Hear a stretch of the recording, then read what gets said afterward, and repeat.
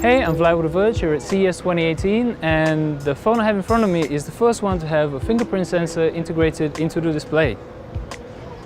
And it actually worked.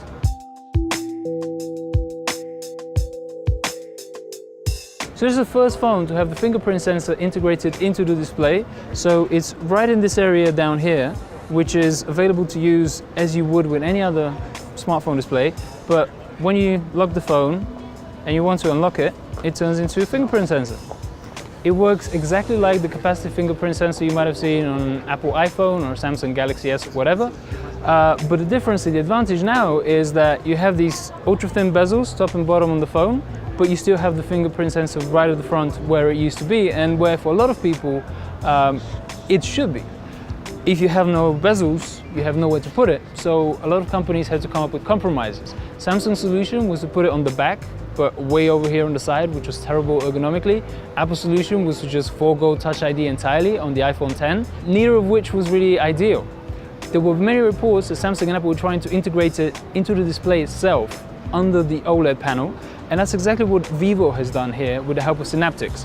Vivo is the first company to introduce this. It's very likely that there'll be others following on for the rest of the year in 2018, and it's really impressive. It works exactly as the usual capacitive fingerprint sensor does, but it's just integrated into the display.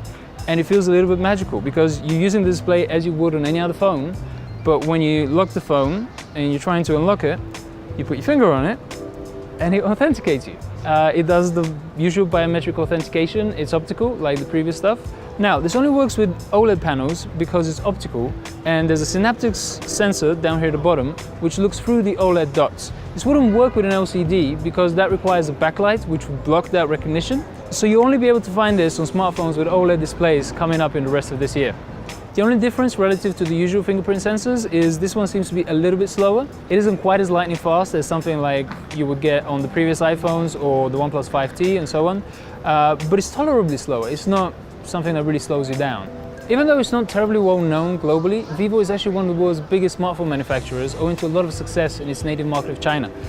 This company is the first to come out with this Synaptics integrated fingerprint sensor solution, but I'm confident that there'll be a whole bunch of others joining it as we go through the year 2018. The phone that we're looking at here at CES is very close to the final product.